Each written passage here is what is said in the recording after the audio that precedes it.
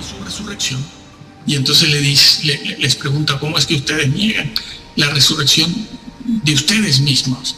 Jesús resucitó, como Él resucitó, nosotros resucitaremos. No podemos negar nuestra resurrección porque es una cosa, es una fe vana. No se van a salvar, todavía quedan en sus pecados. La epístola que escribió el apóstol Pablo, el capítulo 2, segunda de Timoteo, versículo 15, a varias personas que dicen que el tema, la doctrina de la Trinidad, no es necesaria conocerla, ni conocerla bien para salvarse. Decía esta persona, esta vaca sagrada, que lo que tú creas sobre la Trinidad no tiene que ser igual o lo mismo a lo que él enseña y cree, con tal de que ya hayas aceptado a Jesucristo como tu Señor y tu Salvador. Eso es suficiente. Salvo, siempre salvo. Lo que tú creas después de la Trinidad, sea correcto o incorrecto, sea esto, aquello o lo otro, no importa. Y eso lo dicen de otros temas. Dicen que no es una doctrina necesaria para la salvación y que no pasa nada. Pero eso es falso, completamente falso. Pasamos a demostrar lo que dice la Biblia. El apóstol Pablo le dice a Timoteo, en primer lugar, que procure con diligencia presentarse como un obrero aprobado, que traza bien la palabra de verdad. La palabra de verdad. No dice Juan 3:16, que trace bien Juan 3:16 o Romanos 3. No dice eso.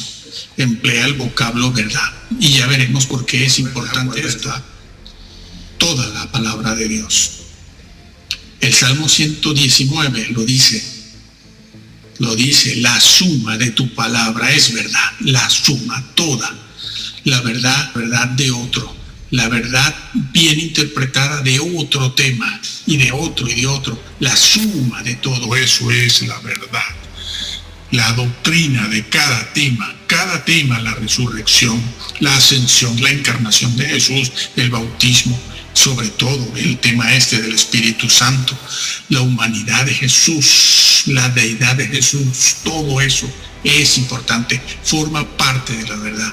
La suma de tu palabra es la verdad. ¿Por qué dicen lo contrario? Bueno, pues aquí el apóstol Pablo le dice a Timoteo que trace bien la palabra de verdad. Y eso es importante porque en el versículo siguiente, en los siguientes, él va a emplear ese vocablo. Lo emplea esa palabra, ese vocablo. Y él dice, allí dice lo siguiente, que muchos se han desviado, o algunos, en realidad, muchos se desviaron enseñando una cosa falsa, corrompiendo la verdad. Emplea la palabra desviarse. ¿Qué significa? Nadie puede desviarse, nadie, si primero no está en el sitio, en el lugar o en el tema que corresponde. Él dice, se desviaron de la verdad. Eso es lo que dice el versículo. Lo releo de nuevo porque es que hasta no me lo creo. Se desviaron de la verdad. Quien no está en la verdad no se desvía. Solo se puede desviar una persona que está en la verdad, como quien se desvía de la autopista para tomar otra carretera, para tomar otra vía. Si no estás en la autopista primero, no te puedes desviar. Te desvías porque estás en la autopista. Por eso la frase es correcta cuando se dice me desvié de la autopista para tomar esta otra vía, esta otra carretera. Es lo mismo, a ver si lo entendemos, señores, que es muy simple, no es tan difícil. Cuando Pablo dice, se desviaron de la verdad, es porque estaban en ella y por algún motivo, en alguna cosa se desvían. Se desvían de la verdad, dice aquí. Y eran personas que eran creyentes. Si están en la verdad, eran creyentes. Pablo nunca los trata como incrédulos, ni como visitantes. Están establecidos en la verdad, Los que están establecidos en la verdad son los que están en Cristo también. Una frase con un profundo significado teológico. De lo que dice, se han desviado de la verdad, diciendo que la resurrección ya se efectuó. Entonces, existe un tema que está contenido en la verdad. Es el tema de la resurrección. ¿Sirve decir cualquier cosa sobre la resurrección para ser salvo? ¿O no sirve? La resurrección no salva. No somos justificados por la resurrección de Jesús. ¿No dice eso la Biblia también? Entonces, ¿por qué dicen otra cosa? Vamos a ver. Dice que algunos se han desviado de la verdad. Hay que ver cuál es la consecuencia de esto. ¿Cuál verdad? La resurrección. ¿Qué decían ellos sobre la resurrección si eran creyentes? Bueno, ellos no estaban negando la resurrección de Jesús, la del Señor. Eso se daba por sentado, lo admitían. La resurrección que ellos no aceptan o confunden o malinterpretan es la propia resurrección, la promesa que se le hizo al creyente, a todos los creyentes, de que algún día resucitaríamos. Esa es la promesa. Y esa es la parte, la interpretación errada que ellos tienen sobre la resurrección. Es decir, para ellos, para estos dos específicos que están aquí nombrados, Himeneo y Fileto, para ellos la resurrección del creyente ya se efectuó. No va a haber más resurrecciones, según ellos. Enseñaban, decían en aquella congregación, posiblemente en Éfeso, muy grande. Aquello era muy grande, mucha gente, por todas partes, cristianos, pero estaban sembrando esta doctrina. Entonces, ¿qué va a decir Pablo? Pablo dice eso. Este tema no se encuentra aquí solamente. El tema de malinterpretar, desvirtuar o querer borrar del mapa la resurrección de los creyentes al final de los tiempos no es nada nuevo. No es solo aquí en Timoteo donde escribe Pablo sobre eso. También en 1 Corintios 15 está. ¿Y cómo empieza Pablo a hablar cuando va a amonestarlos por estar enseñando una doctrina errada sobre la resurrección? ¿Cómo empieza? Pues allí dice, si retenéis la palabra que os he predicado, sois salvos. Si la retenéis. ¿Qué palabra? El apóstol, por cierto, que él dice, si retenéis la palabra, es decir, la doctrina que yo te he enseñado. ¿Cuál doctrina? Lo vamos a ver ahora, porque resulta que es también la resurrección el tema que Pablo va a corregir aquí. Así pues, si retenéis la palabra que os he predicado, sois salvos. Eres salvo, pero si retienes Juan 3:16, si retienes Romanos 3, si retienes aquello y el otro, no. Si retienes el tema, las palabras, la doctrina, sí, la doctrina sí salva. También se lo dijo Pablo a Timoteo. Ten cuidado de ti mismo y de la doctrina, pues haciendo esto te salvarás a ti mismo y a los que te oyen. Eso de ser aceptado por Jesucristo y haberlo aceptado a Él se puede corromper si el resto de la doctrina la torcemos. Sí, eso está en 1 Corintios 3 también, lo vamos a ver en un momento. Pues aquí Pablo les dice eso a ellos, a los corintios, les dice eso. Si retenéis la palabra, ¿cuál? La que va a mencionar ahora. Si no creísteis en vano, habéis creído en vano. La palabra vano aquí se utiliza para hablar de una cosa que no tiene contenido, que no tiene un objetivo, un resultado, que no sirve para nada, que es una ilusión. Es como los sacrificios, mejor dicho, la adoración que ofrecía Caín. Esa adoración era una adoración vana. No que no creyera, él creía, hombre, de hecho adoraba, pero no lo hacía según lo establecido por Dios, sino ¿quién? Su propio criterio. Yo, ¿por qué tengo que llevar ovejas como mi hermano? Ya lo sé, ya me lo han enseñado y me lo han dicho, pero yo quiero llevar los frutos de la tierra, que es lo que yo hago. La palabra vana o vano, vana es vuestra fe. Aquí se refiere a eso. Implica algo que es vacío, una fe sin contenido. Fe sí, pero puede haberla, claro que sí, pero no cumple el propósito. No es una fe a la que le han robado la esperanza.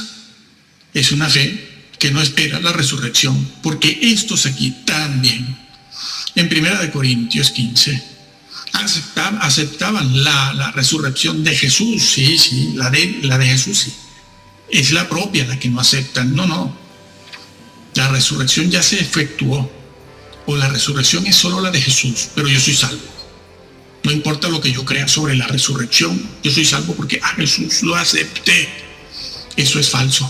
Y los que están enseñando eso con respecto a la resurrección y sobre todo con respecto a la Trinidad, diciendo que no importa lo que tú creas sobre la Trinidad, son apóstatas. Están engañando, aunque sean vacas sagradas, seguidos por multitudes de fama internacional.